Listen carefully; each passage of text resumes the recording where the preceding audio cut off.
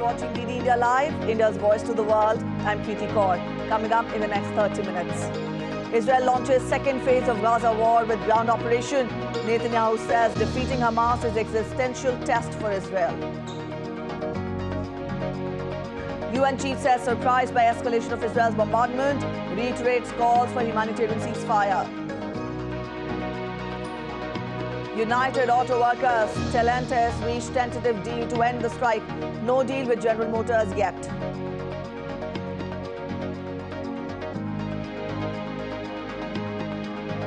In sports, unbeaten India will take on England in Cricket World Cup encounter in northern Indian city of Lucknow today.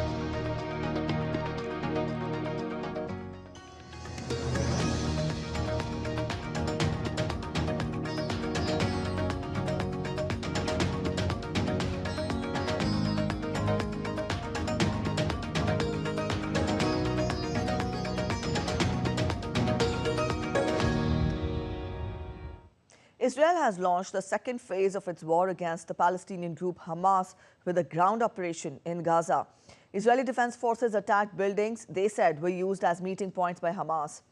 Israel has blockaded Gaza for over 3 weeks in retaliation to the October 7th attack by Hamas into its soil. Israeli Prime Minister Benjamin Netanyahu has vowed that every effort would be made to free the hostages held by Hamas. More of our ground forces entered into Gaza in the development of the stronghold of Evil. This is the second phase of the war, whose goals are clear: the destruction of the military and governmental capabilities of Hamas and the return of the hostages home. At every stage until now, and at every stage from now on, we will exhaust every possibility to return our abducted brothers and sisters to their families. The war inside the Gaza Strip will be difficult and long, and we are prepared for it. Israeli Prime Minister Benjamin Netanyahu, along with his wife Sarah, met family members of hostages being held in Gaza. During the meeting, Netanyahu promised the representatives that he would do everything possible to bring about the release of all the captives. He said that recovering the hostages was an integral part of the military's goals. Netanyahu's wife, Sarah, embraced the families and expressed her support for them at this unfortunate and unbearable time for each one of them in particular and for the state as a whole. We will do and exhaust all possibility to bring them home. It's before ground operation and after it. It's an integral part of the goals of the operation. An effort is underway, and I'm not sure if people understand to what extent it's being conducted and to what extent, including the instructions to focus in the field. And it continues all the time. If I were to say what's the key is pressure. The greater is the pressure, the greater are the chances. UN Secretary General Antonio Guterres has said that the escalation in Israel's military assault on Gaza surprised him after it appeared that there was a growing international consensus around the need for a humanitarian pause in the conflict. In a statement, the UN chief said instead of the pause, he was surprised by an unprecedented escalation of the bombardments and their devastating impact in conflict-hit Gaza. He repeated a call for an immediate humanitarian ceasefire for delivery of aid. Gaza has been under an almost complete communications blackout since Friday evening. The head of the World Health Organization, Tedros Adhanom Ghebreyesus, said that the blackout was blocking ambulances and evacuation of patients and denying people safe shelter.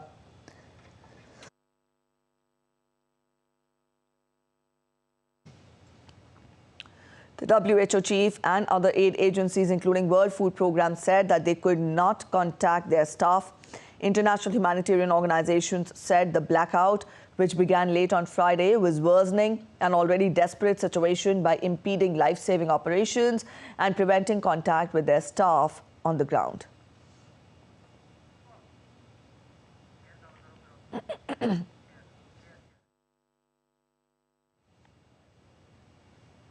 Elon Musk said on Saturday that SpaceX's Starlink will support communication links in Gaza with internationally recognized aid organizations. A telephone and internet blackout isolated people in the Gaza Strip from the world and from each other on Saturday, with calls to loved ones, ambulances or colleagues elsewhere all but impossible as Israel widened its air and ground assault.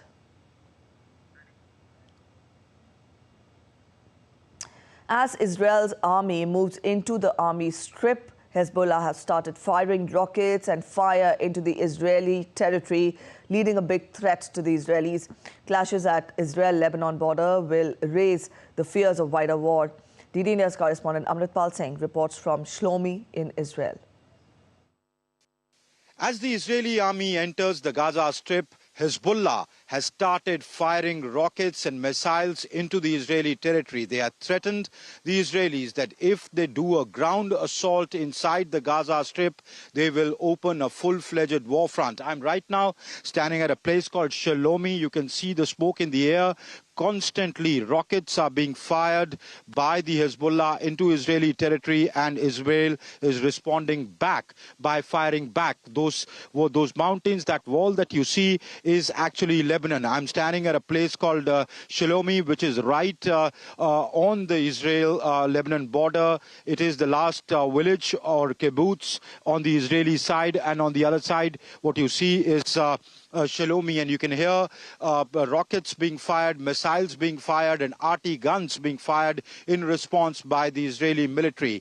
This area has been declared a militarized zone. People have been evacuated completely. It has become, cities and villages along the border have become a ghost border. Now the real threat remains that if Hezbollah opens a full front, Israel will have to fight the war on two fronts, one on the south with Hamas in the Gaza Strip, and one here in the north with Hezbollah. So the situation here is deteriorating by the minute as the Israeli army decide. You can hear these rocket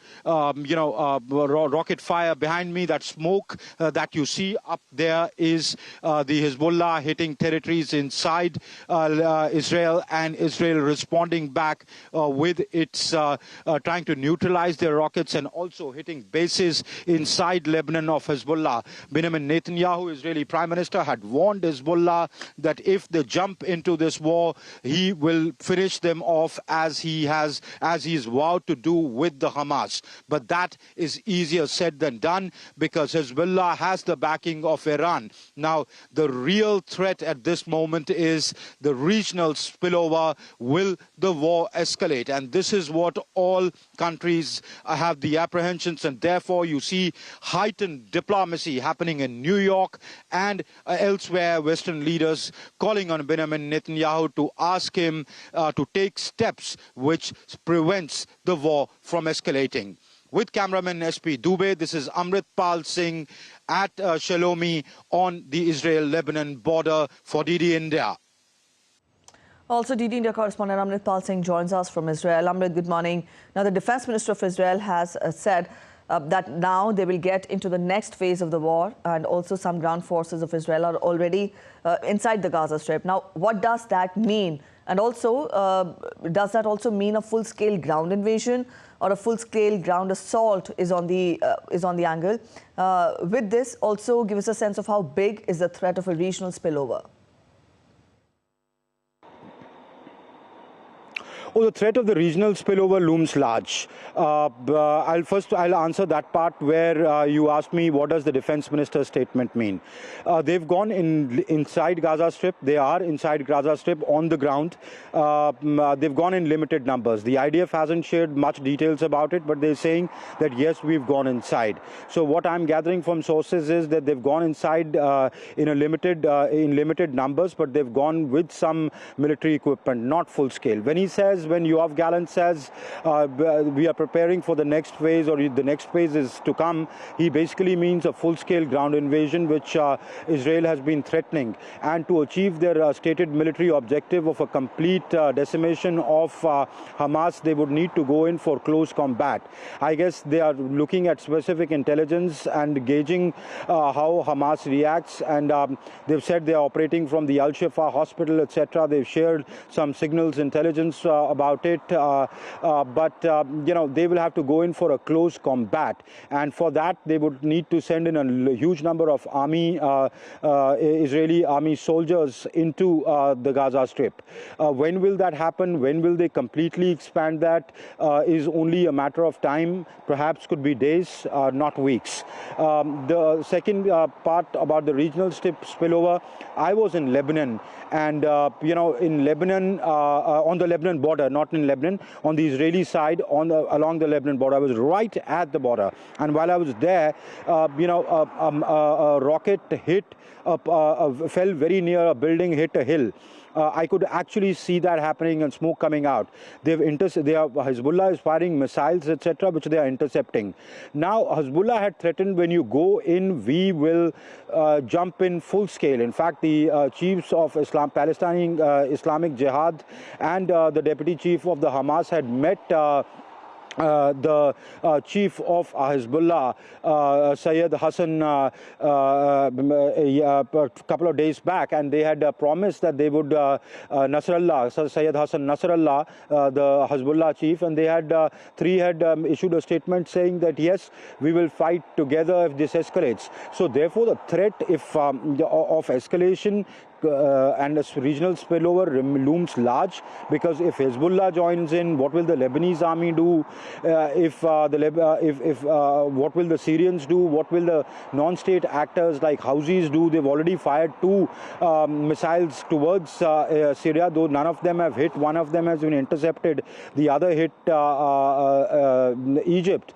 So, the threat of regional spillover looms really large. Added to that is the U.S. angle. The U.S. has put 900 soldiers, boots on the ground. They have come under attack in Iraq and Syria, and they've hit back at the Syrian military targets. And they've said that if we are attacked, our soldiers or our military assets are attacked, we will retaliate with full force. What if the U.S. retaliates? Then the whole West Asia goes into a spin. So the spillover looms large. All right, thank you for joining in with those details. And now we take a look at other stories making it to the headlines with focus on Israel-Hamas conflict. Families of those captured in Israel on October 7th in the Hamas attack gathered in Tel Aviv on Saturday night for a vigil. They held photos and banners chanting, "Bring them back," with lit-up candles in honor of the victims. However, the Israeli government has said that it was doing everything it could to rescue the hostages. Palestinian youth held a candlelight vigil for the people of Gaza on Saturday. Young children, hoping that the war ends soon, held candles in their hands. The war has led to major loss of lives on both the sides. Thousands of people in New York protested on the streets on Saturday, demanding a ceasefire in Gaza. Amid the ongoing Israel-Hamas conflict, protesters marched, holding signs and waving flags while chanting slogans. We're heading for a short break, but still to come on this edition of DD India Live. Over 30 people are killed and 63 injured in a horrific car crash in Egypt.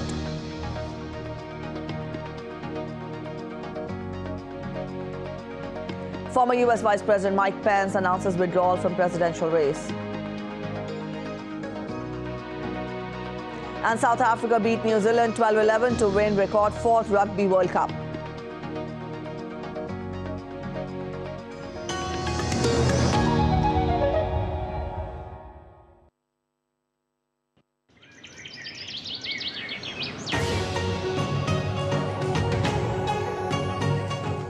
Welcome to a happy place.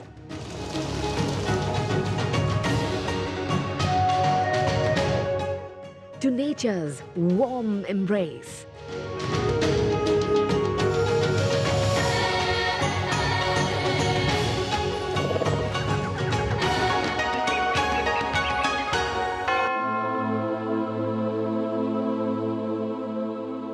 Witness the power of faith, fruits of hard work, and protectors of Mother Earth. Unique in every way.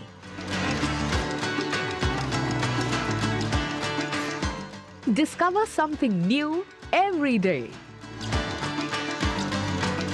a small state with big ambitions and a bigger heart.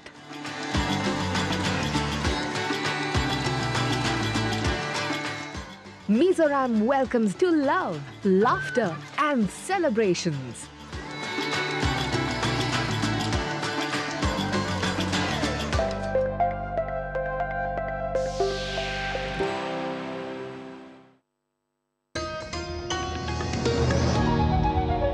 Welcome back after the break. You're watching DD India Live and I'm Preeti Kaur. Let's continue getting you more international updates. In a tragic incident, at least 32 people have been killed and more than 60 injured in a crash involving multiple vehicles in Egypt. The incident occurred in the morning and involved a bus and several cars bound for Cairo on the main desert road in the Behaira Governorate. Also, the crash involved a passenger bus and several cars, some of which caught fire. An oil leak from one of the vehicles caused the collision, which then spread to other cars nearby. Ambulances rushed to the scene to transfer the injured to hospital.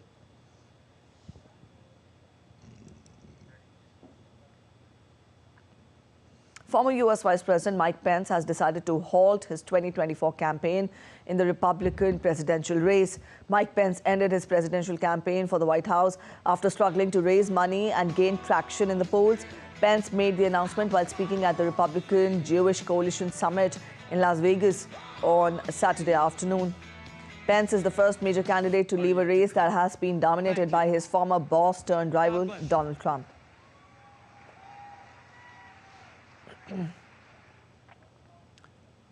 After extensive negotiations, automotive giant Stellantis has reached a new tentative labor agreement with the striking United Auto Workers Union in the U.S.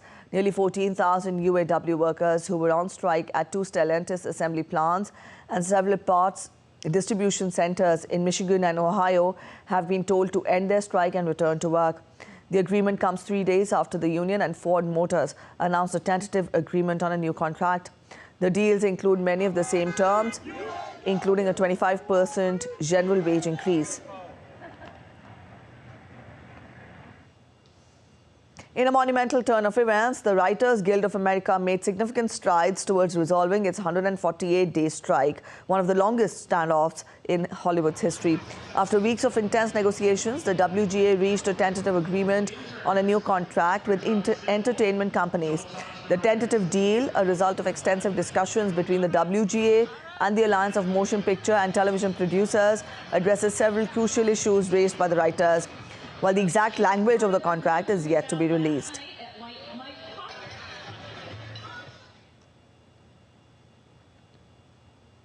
An Iranian teenage girl injured weeks ago in a mysterious incident on Tehran's metro while not wearing a headscarf has died. Shahrawand had been pronounced brain dead last week after she fell into coma on 1st October. The death of 22-year-old Mahsa Amini in custody of the morality police last September sparked months of anti-government protests that spiraled into the biggest show of opposition to Iranian authorities in years. Iran has denied that Shahrawand was hurt after a confrontation with officers enforcing the mandatory Islamic dress code in the Tehran metro.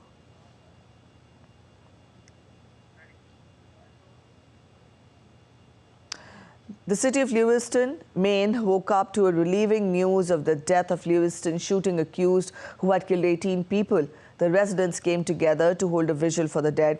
The body of U.S. Army reservist Robert R. Card was discovered by the officials conducting manhunt. It is said that he died of self-inflicted gunshot wounds. Though this sense of relief was mixed with deep sadness for the victims of the tragedy. We hung our children and our wives and our husbands. A complete mixture, relief that this gentleman, well, I shouldn't call him a gentleman, that this man is dead and he will not be causing any more damage. This weather is beautiful, but my heart is heavy for all the people who have suffered and lost friends, people who have suffered anxiety. Thankfulness for all the police and all the others who've helped, the medical people. Mexican National Guard troops began clearing debris from the streets of Acapulco midtown after Hurricane Otis battered the Mexican coastal city and flattened homes. The death toll from Hurricane Otis has risen to 39 and at least 10 people are reported missing. Officials fear the toll may rise even further, adding that the storm caused devastation worth billions of dollars, while more than 8,000 armed forces staff have been deployed to clear the debris left behind. Authorities claim Otis has been the most powerful storm ever to strike Mexico. It even caught forecasters by surprise, gathering strength with unexpected speed before it came ashore, surpassing the initial predictions.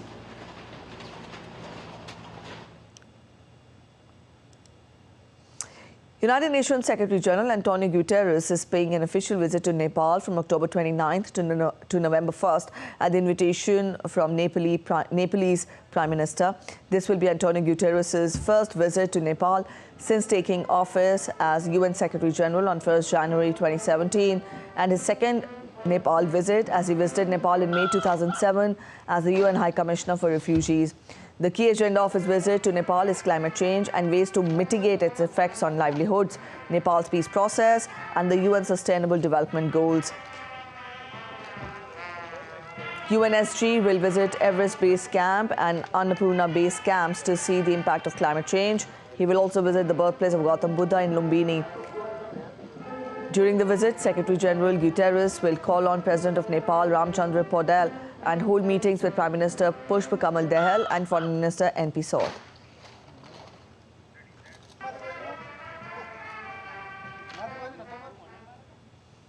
Up next, we take a look at other stories making it to the headlines from India now. Prime Minister Narendra Modi will share his thoughts with people of the country and abroad in the Mann Ki Baat program at 11 a.m. today. It will be the 106th episode of the monthly radio program. The program will be broadcast on the entire network of Doordarshan and it will also be live streamed on the YouTube channels of DD India, PMO and Information and Broadcasting Ministry.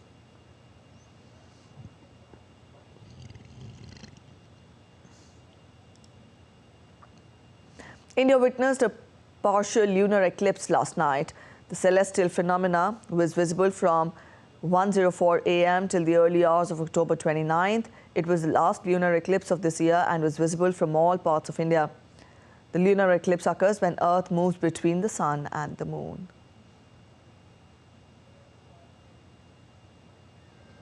More than 1 lakh people created a record by playing Garba on Madi song written by Prime Minister Narendra Modi. The people were gathered on the occasion of festival Sharad Purnima in the Indian state of Gujarat. After this, the record has been registered in the Indian Traditional Book of Records.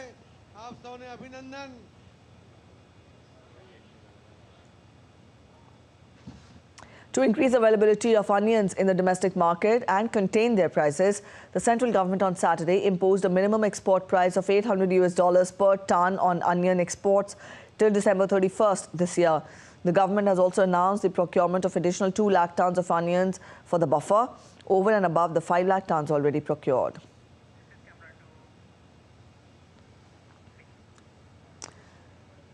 Let's get to sports updates now. India has triumphed in 5 consecutive matches with their batting order in outstanding shape and bowling being the highlight. England has only managed to secure a single victory out of their last 5 games and is grappling with confidence issues. All signs point towards India securing the victory. And if India can pull off a victory, then here against England on Sunday, then it would also mark their first World Cup win over the defending champions in 20 years. Abhishek Mahajan reports from the grounds. India and England have displayed contrasting strategies in the ongoing World Cup, resulting in different outcomes. While England are striving to advance in the tournament, India appears set to dominate the league stage with 5 wins in 5 games so far. Her player का अलग role रहता है, जो भी role और responsibility दिया गया है वो अच्छे से निभा रहे हैं और team is winning, so we not really worried, but जब भी जिसको भी मौका मिलेगा, I am sure they will put their hands up. England, the winners of the tournament 4 years ago, are struggling to survive. England, known for their aggressive white ball cricket, has seen global success in shorter formats. However, this aggressive approach has faltered on Indian pitches and the defending champions are on the brink of a humiliating exit. But the Indian camp is not taking the 3 lines lightly. India entered the match with a string of victories, boasting a strong batting lineup and standout bowling.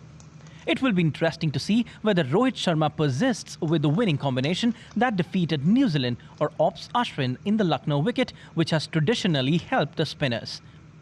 The two teams have locked horns 8 times. England have won 4 games, while India emerged victorious in the 3 matches. 1 game resulted in a tie in 2011 World Cup. In their recent 10 home encounters against England, India has emerged victorious in 7. If India secures a win, it will mark their first World Cup victory over the defending champions in 20 years. India are on song with 5 wins in 5 games, and 3 Lions have an absolute mountain to climb from here. Both these sides come into this match with opposite ends at the leaderboard, and both teams are desperate for a win, but for a different reason. With cameraman Rajesh Rikhiye, this is Abhishek Mahajan in Lucknow's Ekana Stadium for DD India. So it will be a super Sunday for all the cricket fans today. South Africa became the first team to win the Rugby World Cup 4 times when they beat New Zealand 12-11 on Saturday, after the All Blacks were reduced to 14 men in the final at the Stade de France. That's it in this edition of DD India Live, but let us know your thoughts on the news of the day. You can connect with us on Facebook, X and also Instagram. We'll be back with more news as it breaks here on DD India. I'm Preeti Kaur signing off, and from all of us here in Delhi, thanks for watching DD India Live.